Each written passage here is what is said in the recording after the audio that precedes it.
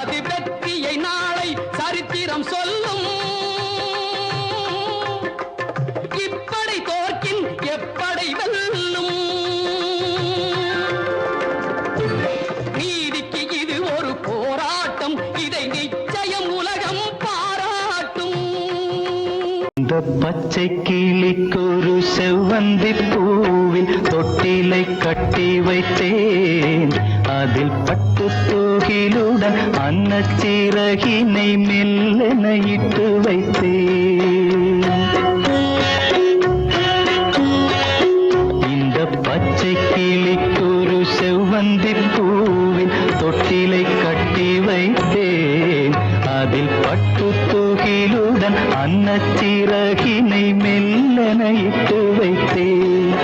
நான் ஆராரோ என்று தாலாட்ட, இன்னும் ஆராரோ வந்து பாராட்ட.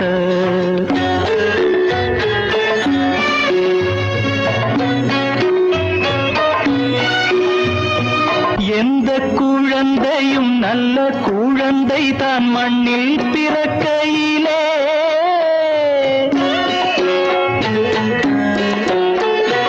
எந்த குழந்தையும் நல்ல குழந்தை தான் மண்ணில் பிறக்கையிலே.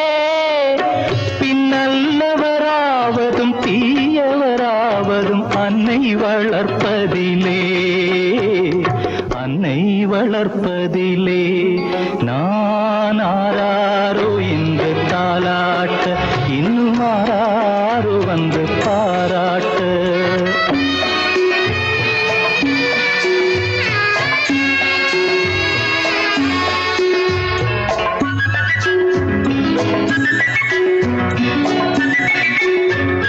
தூக்கமருந்தினை போன்றவை பெற்றவர் போற்றும் புகழுரைகள்.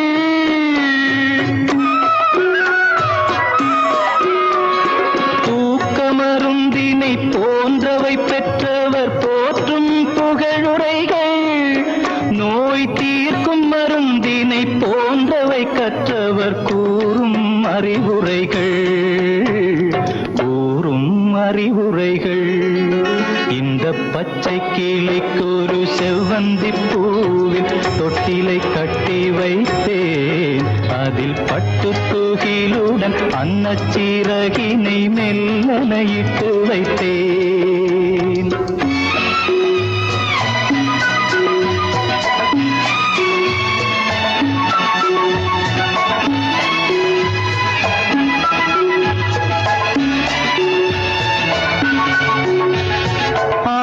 கரையில் அடங்கி நடந்திடில் காடு வளம் பெறலாம். ஆறு கரையில் அடங்கி நடந்திடில் காடு வளம் பெறலாம். தினம் நல்ல நெறி கண்டு பிள்ளை வளர்ந்திடில் நாடும் நலம் பெறலாம், நாடும் நலம் பெறலாம். நான் ஆராரோ என்று தாலாட்ட, இன்னும் ஆராரோ வந்து பாராட்ட.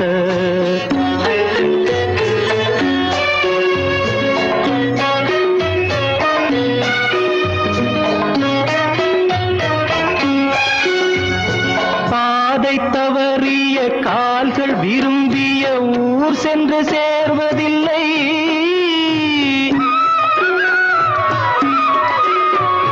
பாதை தவறிய கால்கள் விரும்பிய ஊர் சென்று சேர்வதில்லை. நல்ல பண்பு தவறிய பிள்ளையை பெற்றவள் பேர் சொல்லி வாழ்வதில்லை, பேர் சொல்லி வாழ்வதில்லை. இந்த பச்சை கிளிக்கொரு செவ்வந்தி பூவில் தொட்டிலை கட்டி வைத்தேன். அதின் பட்டு தூகிலுடன் அன்னச்சிறகினை மெல்லென இட்டு வைத்தேன்.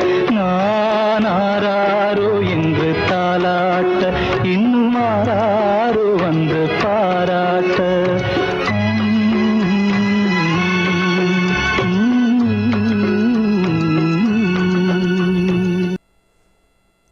அன்புடன் தமிழக மக்களுக்கும் இதய தெய்வம் டாக்டர் புரட்சித் தலைவர் எம்ஜிஆர் அவரின் கோடான கோடி ரத்தத்தின் ரத்தமான உடன்பிறப்புகளுக்கும் என் பணிவான வணக்கம். அண்ணா எம்ஜிஆர் மகான்கள் கழக நிறுவனரும் பொதுச் செயலாளரும்.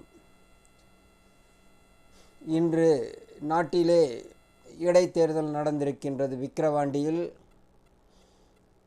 ஆளுகின்ற அரசு மாபெரும் வெற்றி என்று மார்த்தட்டி பேசிக்கொள்கிறார்கள். அதில் ஒன்று வெற்றி அல்லது. எப்பொழுதுமே ஆளுகின்ற அரசு அவர்கள் இடைத்தேர்தல் எப்பொழுது நடந்தாலும் அது ஆளுகின்ற அரசு தான் வெற்றி பெறும். இதுதான் இன்று வரை நடந்திருக்கின்றது. இது ஒரு பெரிய மாபெரும் வெற்றி. இது ஒரு பெரிய மக்கள் நமக்காக இன்னும் ஆதரவு கொடுக்கிறாள் என்று சொல்வது மாபெரும் தவறானது. இவர்கள் 40 நாடாளுமன்ற தேர்தலில் வெற்றி பெற்றவுடன் நாம் தான் இந்த நாட்டுக்கு எப்பொழுதுமே சொந்தக்காரர் என்று சொல்லி கொண்டிருக்கிறார்கள். அது அப்படி அல்ல. காற்று எந்த பக்கம் திசை அதிகமாக அடிக்கின்றதோ அந்த பக்கம் அதற்கு பலம் கொடுக்கும். அதே காற்று நின்று விட்டால் அது காணாமல் போய்விடும். இதுதான் இன்றைய நிலைப்பாடு. ஏதோ இவர்கள் ஜெயித்து விட்டார்கள், இவர்கள் தான் இந்த நாட்டுக்கு உண்மையாக உழைப்பவர்கள் என்று சொன்னால் அதை ஏற்கக்கூடியது அல்ல, ஒருபோதும் அல்ல. இவர்கள் மிராசாக இருக்கின்றார்கள். மக்கள் இன்னும் பசியும் பஞ்சமாக தான் இருக்கின்றார்கள். இவர்கள் எந்த திட்டத்தை கொடுத்தாலும் அதற்கு அவருடைய தந்தை பெயரை வைக்கின்றார். அது எனக்கு பெரிய வருத்தமாக உள்ளது.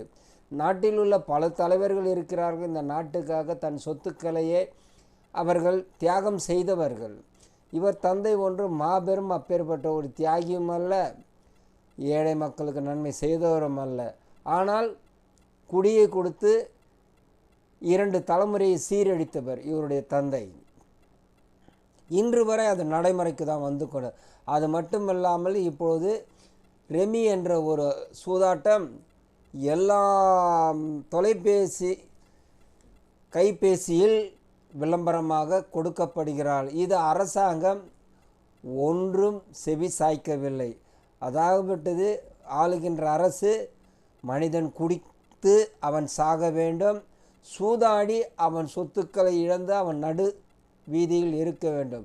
தினந்தோறும் தினத்தந்தியில் பத்திரிகையில் வருகின்றது, கடன் தொல்லையால் குடும்பமே மாண்டு விட்டது என்று. இன்றைய தினம் கூட பார்க்கறதுக்கே அது படிக்கிறதுக்கே மனம் வருத்தமாக. அது கடன் தொல்லையா சூதாட்டமாக நிறைய அதில் இழந்தவங்களாம் இருக்கிறாங்க. இது அரசு உடனடியாக ஏன் அதை தடை செய்யவில்லை? மதுவால் ஆண்டுக்கு 45,000 கோடி உங்களுக்கு லாபம் வருகிறது. அந்த லாபத்தை வைத்து இந்த நாட்டு மக்களுக்கு ஏதாவது நன்மை என்றால் ஒருபோதும் கிடையாது. நன்மை இவர்களுக்கு தான், மக்களுக்கு அல்ல. ஒருபோதும் மக்களுக்கு அல்ல. இவர்கள் ஆட்சியை நான் சீராக நடத்திவிட்டேன், இந்த நாட்டு மக்களுக்கு நாங்கள் நல்லதை செய்கின்றோம் என்று இவர்கள் சொல்லி கொண்டிருக்கிறார்கள். இன்று வரை இன்னும் மக்களுக்கு மலிவான முறையில் எந்த பொருளும் கிடைக்கவில்லை. வேலை வாய்ப்பு நாங்கள் இவ்வளோ பேர் கொடுத்துருக்குறோன்றாங்க. ஆனால் இன்னும் வேலை இல்லாமல் படித்த பட்டதாரிகள் இன்னும் இருக்கின்றார்கள். ஆனால் அரசு துறையை தனியார் துறையாக்குவதற்கு இவர்கள் தயாராக இருக்கின்றார்கள். ஒரு மாநிலத்தில் நாம் தண்ணீர் கேட்பதற்கு இன்று வரை நமக்கு திராணி இல்லை. ஒரு கர்நாடக அரசிடம் நாம் கெஞ்சுகின்றோம். அப்போ இவருடைய ஆளுமை எந்த அளவுக்கு இருக்கின்றது? ஒரு முதல்வர் அமைச்சர் அவர்கள் ஒரு அடுத்த மாநில முதல்வரை அணுகுகின்ற போது அவர்கள் உடனடியாக இவர்களுக்கு தண்ணீர் தர வேண்டும். அவர் தர மறுக்கின்றார்கள். அதே நேரத்தில் இவர்கள் தமிழினத்துக்கு தியாகி என்று சொல்லப்படுகிறார்கள். தமிழினத்துக்கு தியாகி அல்ல, இவர்கள் துரோகிகள்.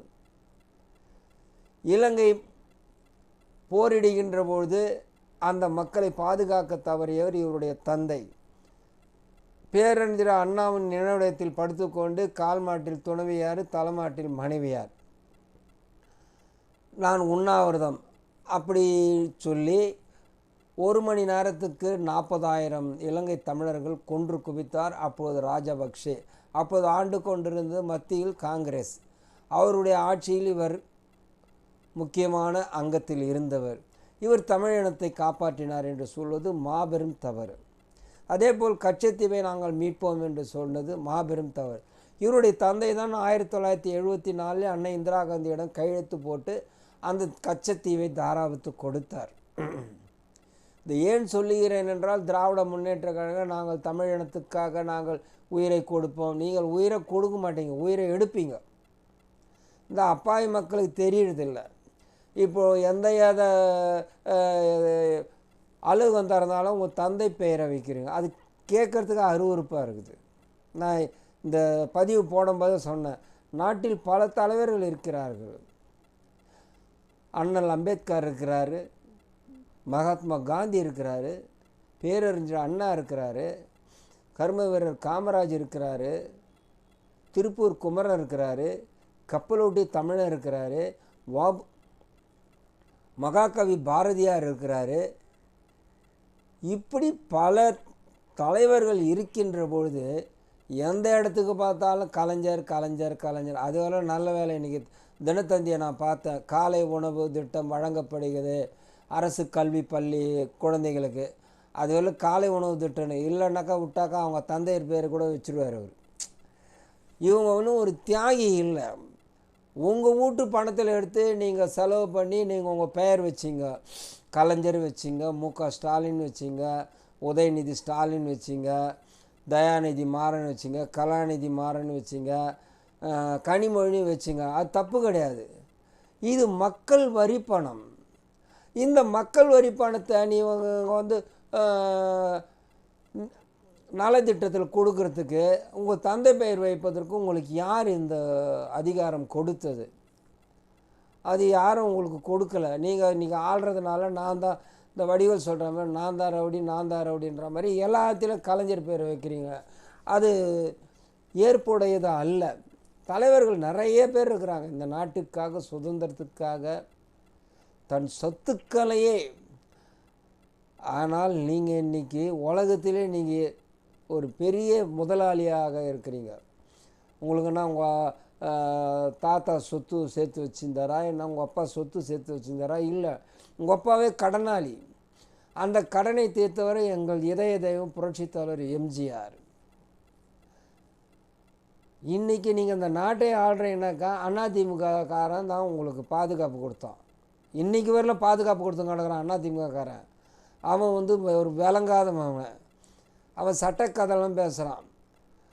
அவனுங்க ஒழுங்காக இருந்திருந்தாங்கன்னா புரட்சித் தலைவர் கஷ்டப்பட்டு உருவாக்கின இயக்கத்தை நம் தலைவனுக்கு கொள்கைக்கு நாம் கட்டுப்பட்டு வாழணும் அப்படின்னு நினச்சிருந்தான்னா உங்களால் ஒருபொழுதும் இந்த திராவிட முன்னேற்ற கழகம் தமிழ்நாட்டை ஆள முடியாது. இந்த பெரியவங்க சொல்லுவாங்க, ஊர் ரெண்டு பட்டால் கூத்தாடி கொண்டாடுற மாதிரி இவனுக்கு 2 பேர் 4 பேர் பிரிச்சுக்கினானுங்க. உங்களுக்குன்னு இருக்கிற ஓட்டு இருக்குது. அது எந்த விதத்தில் நீங்கள் என்ன தான் தப்பு பண்ணாலும் சரி அவன் கண்ணை முடின்னு உங்களுக்கு தான் வருவான். ஆனால் அதிமுககாரன் அப்படி அல்ல. புரட்சித் தலைவன் தொண்டவன். இன்றைக்கி பாதி பேர் புரட்சித் தலைவர் தொண்டை அப்படியே அமைதியாக இருக்கிறான், எதுலேயும் தலையிடாத இருக்கிறான். அதனால தான் உங்களுக்கு வெற்றி கிடைக்குது. இதற்கு அதிமுக தான் நீங்கள் நன்றி சொல்லணும். இன்னமும் அந்த அதிமுககாரன் முட்டாப்பாய மாதிரி நடந்து கிடக்கிறான். நாங்கள் மீட்போம் எங்கே மீட்போம்? நீ அடமானம் தான் வச்சு கிடக்கிற. புரட்சி தலைவர் பேசுகிற எங்கேயாவது ஒட்டுக்கிறியா? நீ தெளிவா ஒரு ரப்பர் ஸ்டாம்ப் மாதிரி ஓட்டுற. உனக்கு யார் தலைவர்னு இன்னும் வரலும் உங்களுக்கு அதிமுக யாருக்கும் தெரியல. ஜெயலலிதா இருக்கும்போது ஜெயலலிதா பேச ஜெயலலிதா வந்து அடிபட்டது ஒரு வாட்டி 91லேருந்து 96 வரலும் வரும்போது அது நான் தான் பெரிய ஆள் நினச்சிக்கின்னு எம்ஜிஆரே அது முழுமையாக மறைக்கணும்னு நினச்சிது. அதற்கு பதிலடி மக்கள் கொடுத்தாங்க. அதுக்கப்புறம்தான் ஜெயலலிதா அவர்கள் மாற்றிக்கொண்டார்கள். உடனடியாக புரட்சித் தலைவர் நினைவிடம் சென்று அங்கே அவருக்கு மாலை மரியாதை செய்து அன்று முதல் அவர்கள் இருக்கின்ற வரை புரட்சித் தலைவர் பாடின பாடல் தான் வெற்றி மீது வெற்றி வந்து என்னை சேருன்ற மாதிரி புரட்சித் தலைவருடைய ஆசையால் ஜெயலலிதா அவர்கள் வெற்றி பெற்றார்கள். அதன் பிறகு அவர்கள் மறைஞ்சவுடனே அவன் இந்த 2ஆம் பாடத்தில் ஒரு பூனை வந்து ஆப்பம் எடுத்துகிட்டு வந்து கொடுக்கும் குரங்குக்கிட்ட. அது தராசில் கொடுத்தா அது என்ன பண்ணும், தராசால் போட்டு இது குறைவாக இருக்குது இது அதிகமாக இருக்குது மாற்றி மாற்றி மாற்றி அதுவே எல்லாம் தின்னுடும். அதை மாதிரி இன்றைக்கி திமுககாரன் தின்னு கிடக்குறான் நீங்கள் பண்ண அயோக்கியத்தனத்தினால.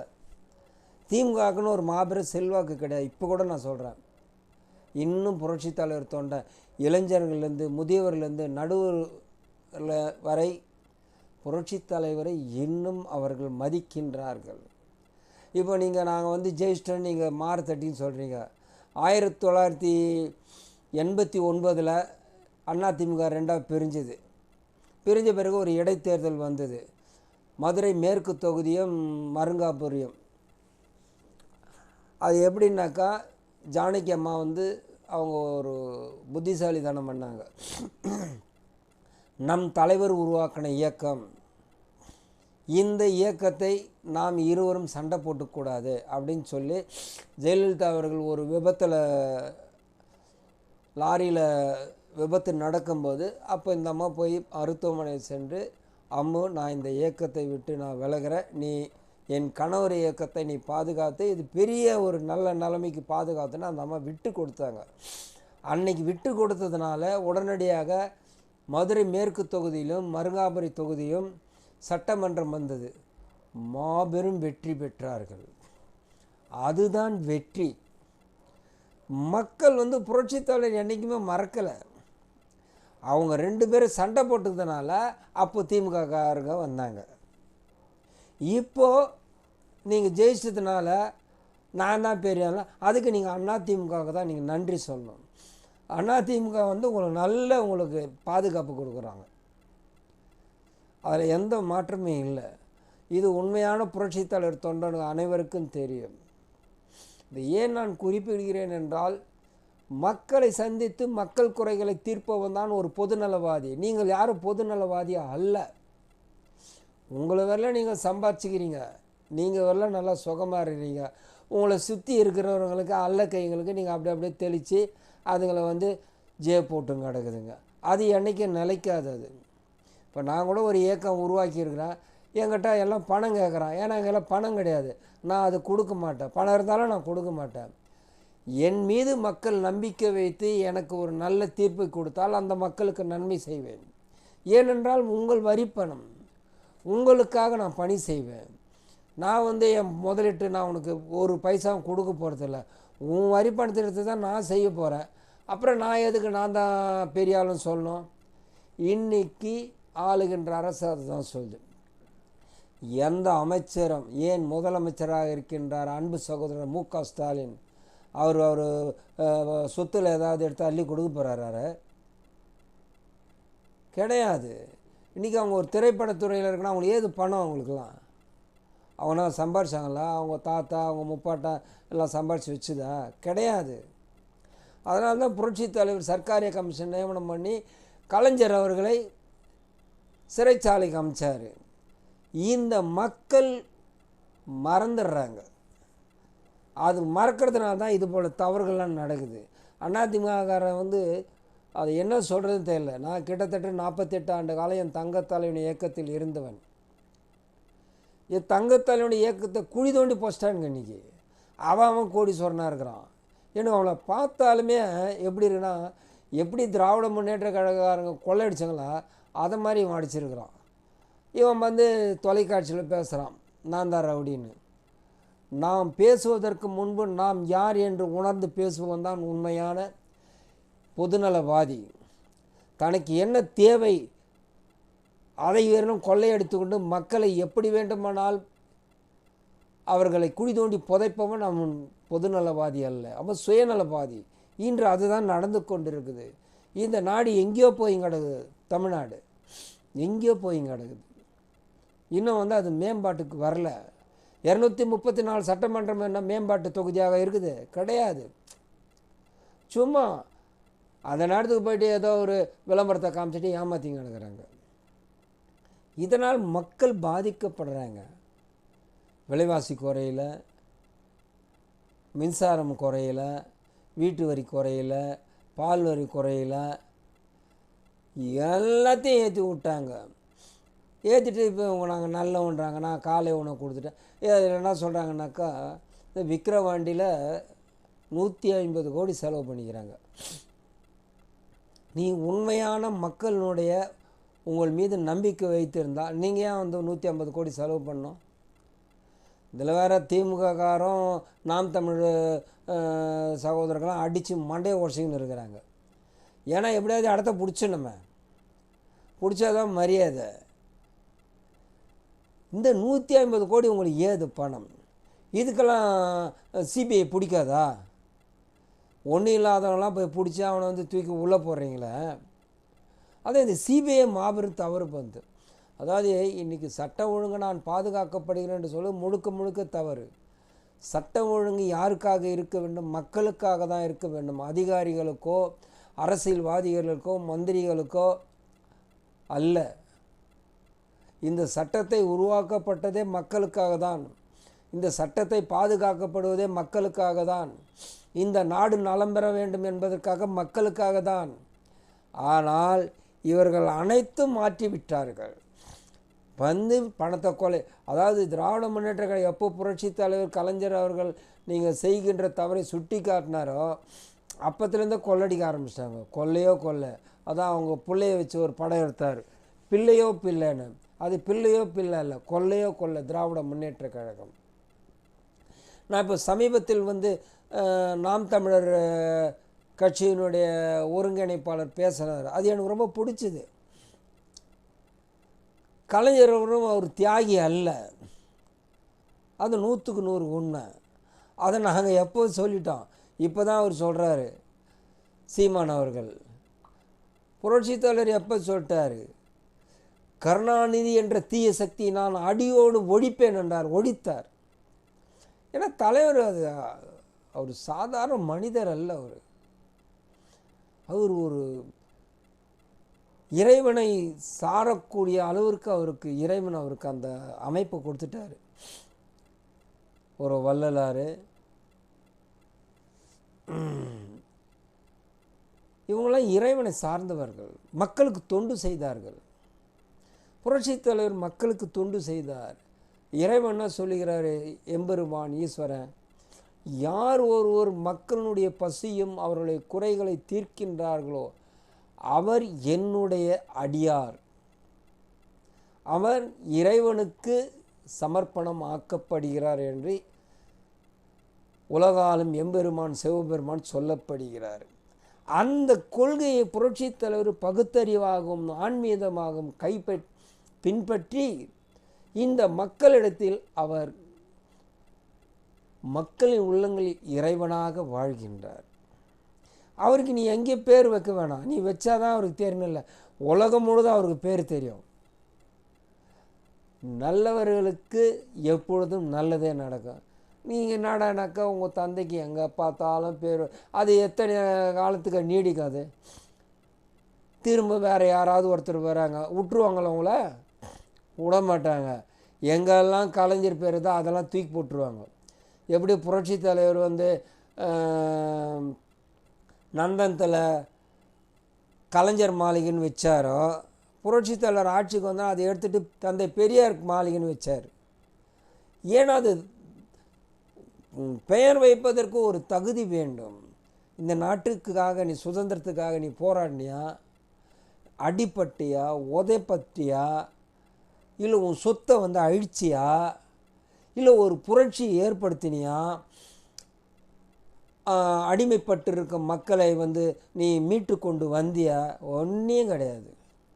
கதை வசனம் எழுதின, சம்பாரிச்ச, அதில் நஷ்டமான புரட்சி தலைவர் உனக்கு கை கொடுத்து உன்னை ஆளாக்கி என்னைக்கு புரட்சி தலைவர் உனக்கு கை கொடுத்து உதவினாரா அன்னவரில் நீ வாழ ஆரம்பிச்சிட்ட. இன்னவரில் உன் குடும்பம் வாழுது. புரட்சி தலைவர் கொடுத்த உதவினால்தான் உனது மச்சான் முரசொலி மாறனும் இன்று வரை சீரும் சிறப்பமாக வாழ்ந்து கொண்டிருக்கிறார்கள். தயாநிதி மாறனும் கலாநிதி மாறனும். புரட்சி தலைவர் சாதாரண மனிதர் அல்ல. அவர் இறைவனுக்கு சொந்தக்காரர். நீங்கள் என்ன பண்ணுறீங்க? கொள்ளையடிக்கிறதுக்கு அஞ்ச மாட்டேன்றீங்க, மக்களை ஏமாத்துறதுக்கு அஞ்ச மாட்டேன்றீங்க. இன்னும் எவ்வளோ போய் பேசுங்களோ தெரில. இன்னும் இருக்கிறது 2 ஆண்டு காலம். இந்த 2 ஆண்டு காலத்தில் இன்றைக்கி நீங்கள் பத்திரிகையில் கொடுக்குறார் முதல்வர் அவர்கள், பசியை போக்குவோம், நீட்டை ஒழிப்போம். அது உங்கள் இணையமைச்சராக இருந்தவர் தான் காந்தி அவர்கள்.